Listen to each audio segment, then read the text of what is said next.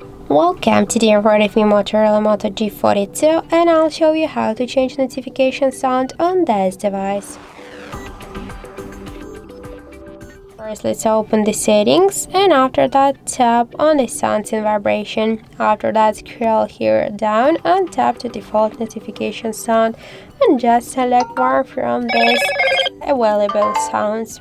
Also, you can use your custom notification sound, but how to do that you should find another video on our HardReset YouTube channel.